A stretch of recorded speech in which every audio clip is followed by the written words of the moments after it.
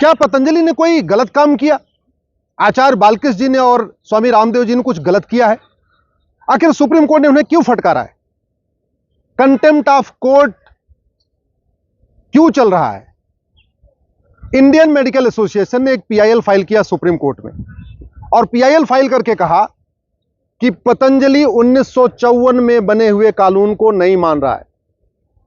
1954 में नेहरू जी ने कानून बनाया था और इस कानून में लिखा है कि अंधापन, कैंसर, मोतियाबिंद, बहरापन, माहवारी, प्रोस्टेट, बुखार, मिर्गी, पथरी, ग्लूकोमा, दिल की बीमारी, ब्लड प्रेशर, हिस्टीरिया, पागलपन, कोढ़, मोटापा, लकवा, न्यूमोनिया, नपुंसकता, बाजपन, टीबी, ट्यूमर, अल्सर, ऐसी 54 बीमारियों का कोई प्रचार नहीं कर सकता। याद रखिए, यह कानून बना था 1954 में, नेहरू जी ने बनाया था। यह कानून क्यों बनाया गया था? इसलिए बनाया गया था कि उस समय नीम हकीम खतरे जान टाइप के लोग जगह जगह प्रचार करते थे, बोर्ड लगा देते थे कि हम कैंसर भी ठीक कर देंगे, हम बाजपन भी ठीक कर देंगे, हम नपुंसकता भी ठीक कर देंगे। उसको रोकने के लिए यह कानून बनाया गया। दूसरा पर्पज इसका क्या था कि एलोपैथी में इन बीमारियों का इलाज नहीं है। इन बीमारियों का, बाजपन का, नपुंसकता का, अंधेपन का, बहरेपन का, कोढ़ का, मोटापे का, ब्लड प्रेशर का, शुगर का, इन बीमारियों का जितना बढ़िया इलाज एलोपैथी में है, योग प्राणायाम में है, नेचुरोपैथी में है, उतना इफेक्टिव इलाज एलोपैथ में नहीं है। इसलिए कानून बनाया गया और यह कानून कहता है इन 54 बीमारियों का कोई प्रचार प्रसार नहीं करेगा। अब चूंकि रामदेव जी इन बीमारियों का इलाज कर रहे हैं, पतंजलि में इन बीमारियों का इलाज हो रहा है, पतंजलि में कैंसर का भी इलाज हो रहा है, मोटापे का भी इलाज हो रहा है, बाजपन का भी इलाज हो रहा है, नपुंसकता का भी इलाज हो रहा है। ये जो 54 बीमारियां इसमें लिखी हुई हैं, इन सभी बीमारियों का गारंटी के साथ पतंजलि में इलाज हो रहा है। और हो रहा है तो जिनका इलाज हुआ है वो खड़े हो आके बता रहे हैं आज हम ठीक हो रहे। उसी बात को पतंजलि प्रचार करती है। बाबा रामदेव जी अपने कार्यक्रम में बोलते हैं कि हाँ भाई हम इसका गारंटी इलाज करते हैं, लेकिन कानून कहता है कि आप इसका प्रचार प्रसार नहीं कर सकते। इन बीमारियों के बारे में आप सार्वजनिक रूप से नहीं कह सकते हम गारंटी के साथ इलाज कर सकते। इसलिए मैं कह रहा हूं, न रामदेव जी ने कोई गलत किया है, न बालकृष्ण जी ने कोई गलत किया है, न पतंजलि ने कुछ गलत किया है। दूसरी तरफ सुप्रीम कोर्ट ने भी कुछ गलत नहीं किया, क्योंकि कानून में लिखा हुआ है कि आप इन 54 बीमारियों का प्रचार नहीं करेंगे। तो सुप्रीम कोर्ट इस कानून को पढ़ रहा है और सुप्रीम कोर्ट कह रहा है इस कानून में लिखा हुआ है, यह कानून अभी तक बदला नहीं किया, कानून अभी तक लागू है 1954 वाला, इसलिए आप प्रचार कैसे कर सकते। तो अगर आप ध्यान से देखिए तो एक तरफ सुप्रीम कोर्ट कानून को पढ़ रहा है, दूसरी तरफ रामदेव जी कह रहे हैं हम इलाज कर रहे हैं इसलिए हम इसको प्रचारित कर रहे हैं। इंडियन मेडिकल एसोसिएशन आके सुप्रीम कोर्ट में कह रहा है कि ये जी कानून का वायलेशन हो रहा है। तो आप अगर ध्यान से देखें तो लॉजिकली तीनों ठीक है। आईएमए भी कह रहा है भाई कानून में लिखा हुआ है प्रचार नहीं करना, सुप्रीम कोर्ट भी कह रहा है हाँ जी कानून में लिखा हुआ है कि आप इन 54 बीमारियों का प्रचार नहीं करेंगे, और रामदेव जी भी ठीक है क्योंकि इन 54 बीमारियों का इलाज वो कर रहे हैं, गारंटी के साथ कर रहे हैं। तो मूल कारण है ये घटिया कानून। इसलिए मैं बार बार कहता हूं, कानून जब तक नहीं बदलेगा तब तक व्यवस्था नहीं बदलेगी।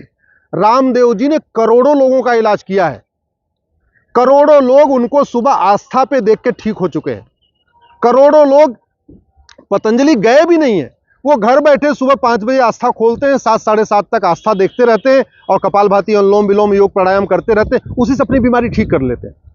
मैंने तो देखा है कि ऐसी ऐसी बीमारियों का इलाज जहां पे एलोपैथी में कहीं है ही नहीं है। और मैं अपना उदाहरण देता हूं, मेरे पिताजी का घुटना खराब हो गया, मैंने दिल्ली एम्स में दिखाया, उन्होंने कहा घुटना ट्रांसप्लांट करना पड़ेगा। मैंने दिल्ली के राम मनोहर लोहिया हॉस्पिटल में दिखाया, उन्होंने बोला घुटना ट्रांसप्लांट करना पड़ेगा। एक बहुत बड़े दिल्ली के प्राइवेट हॉस्पिटल में दिखाया, उन्होंने कहा घुटना ट्रांसप्लांट करना पड़ेगा। मैं अपने पिताजी को हरिद्वार ले गया पतंजलि, 10 दिन के अंदर बिल्कुल ठीक हो गए। 2 साल बीत चुका है, बढ़िया चल रहे हैं, साइकिल भी चला लेते हैं, आराम से बैठ भी जाते हैं, इंडियन टॉयलेट में बैठ लेते हैं, वेस्टर्न तो छोड़िए इंडियन में भी बैठ लेते हैं, और घुटना ट्रांसप्लांट भी नहीं कराना पड़ा। अब ये सोचिए अगर हमने तो यहां दिखा लिया, एम्स में दिखा लिया, राम मनोहर लोहिया में, वो गांव के गरीब आदमी, हर व्यक्ति तो एम्स में नहीं जा सकता, हर आदमी तो करोड़ लाख 4 लाख रुपए 5 लाख रुपए नहीं खर्च कर सकता ट्रांसप्लांट कराने के लिए। तो वो क्या करता है, वो योग प्राणायाम के जरिए, नेचुरोपैथी के जरिए आस्था टीवी चैनल को देख के वहीं से अपना इलाज कर रहा है। दुनिया की सबसे बढ़िया जो रिसर्च सेंटर है वो पतंजलि ने खोला है। 500 से ज्यादा उनके पास रिसर्च पेपर हैं। 1200 से ज्यादा डॉक्टर पूरे देश में उनके लिए इलाज भी कर रहे हैं। सब कुछ है। और इसके बाद भी जब वो कह रहे हैं कि हाँ मैं इलाज कर लेता हूं, पेपर में ऐड दे रहे हैं कि मैं गारंटीड इलाज करता हूं, तो उनको कंटेम्प्ट ऑफ कोर्ट का नोटिस आता है। इसलिए मैं कह रहा हूं, इस कानून के खिलाफ आवाज उठाइए। और यही कानून नहीं, जो भी 25 साल से ज्यादा पुराने कानून हो सबको रिव्यू करना चाहिए। जो भी सन 2000 से पहले बने कानून हैं सबको रिव्यू करने की जरूरत है। आखिर सड़क नहीं बन सकती, एयरपोर्ट नया बन सकता है, हर चीज का मॉडिफिकेशन हो सकता है, स्कूल नए बन सकते हैं, तो कानून नए क्यों नहीं बन सकते? हम 21वीं शताब्दी में 2024 में 2023 में ये 1954 वाला कानून क्यों लेके चल रहे हैं? 1954 में चलो मान लेते हैं उस समय रिसर्च नहीं हुआ था। 1954 में कोई ऐसा भारत में योग संस्थान नहीं था जो इन बीमारियों का इलाज करने वाला था। लेकिन आज की डेट में तो पतंजलि है और भी कई सारे योग संस्थान हैं जो नेचुरोपैथी के जरिए इन बीमारियों का इलाज करते हैं, आयुर्वेद के जरिए इन बीमारियों का इलाज करते हैं। इसके बाद अगर वो कहते हैं कि हाँ मैं इलाज कर रहा हूं तो उनको नोटिस आ रही है। और अब तो हद ये हो गई है कि Indian medical association supreme court में पीआईएल फाइल करता है और पीआई उसके बाद उसकी पिटीशन एडमिट भी होती है और बाकायदा रामदेव जी को और आचार्य बाजकिस जी को बाकायदा कंटेम्प्ट ऑफ कोर्ट का मामला भी चलने लगे। मैं आप लोगों से निवेदन करता हूं, घटिया कानूनों के खिलाफ आवाज उठाइए। ये 1954 में जो नेहरू जी ने कानून बनाया था, ये योग, नेचुरोपैथी, आयुर्वेद को खत्म करने के लिए बनाया था। अगर ये कानून नहीं बदला गया तो योग, नेचुरोपैथी का प्रचार प्रसार नहीं हो पाएगा। और इंडियन मेडिकल एसोसिएशन, नाम तो इसमें इंडियन है, एक्चुअल में ये इंडियन मेडिकल सिस्टम के बिल्कुल खिलाफ है। ये इंडियन मेडिकल एसोसिएशन नहीं, अपने आप में ये सिंथेटिक ड्रग एसोसिएशन हो चुका है। कहने को इसका नाम इंडियन मेडिकल एसोसिएशन है, लेकिन जितना इंडियन मेडिकल सिस्टम है, योग है, नेचुरोपैथी है, आयुर्वेद, कभी ये उसका प्रचार प्रसार नहीं करता, हमेशा उसको खत्म करने की कोशिश करता है। और अगर कोई संस्था, चाहे वो पतंजलि हो या कोई और संस्था हो, या कोई व्यक्ति आचार्य बालकृष्ण हो या स्वामी रामदेव हो, जब वो आयुर्वेद के लिए आगे आते हैं, नेचुरोपैथी को बढ़ाने के लिए आगे आते हैं, आयुर्वेद को अपना योग प्राणायाम को आगे के जरिए इलाज करना शुरू करते हैं, तब ये इंडियन मेडिकल एसोसिएशन आके विरोध करना शुरू कर देता है। क्यों? क्योंकि उस इंडियन मेडिकल एसोसिएशन को लगता है कि अगर इसी तरीके से योग प्राणायाम का प्रचार होता रहा, नेचुरोपैथी का प्रचार होता रहा, तो धीरे धीरे ये जो एलोपैथी का जो लाखों करोड़ का बिजनेस है, जो सिंथेटिक दवाइयों का, जो अंग्रेजी दवाइयों का जो लाखों करोड़ का बिजनेस है, ये कम होना शुरू हो जाएगा। अल्टीमेटली जो ड्रग मैन्युफैक्चरर है, सिंथेटिक ड्रग मैन्युफैक्चरर, उनका तो मेन धंधा है कि ज्यादा से ज्यादा बीमारी हो और ज्यादा से ज्यादा उनकी दवाई बिके। जबकि दूसरी तरफ रामदेव जी अपने योग प्राणायाम के जरिए कह रहे हैं कि योग प्राणायाम करते रहो तुम बीमार होगे नहीं। दोनों के अप्रोच में अंतर समझिए। एक तरफ योग के जरिए, प्राणायाम के जरिए, नेचुरोपैथी के जरिए बाबा रामदेव जी फ्री में लाखों लोगों का इलाज कर रहे हैं, सबको मोटिवेट भी कर रहे हैं कि योग करो, प्राणायाम करो, जिससे बीमार मत हो।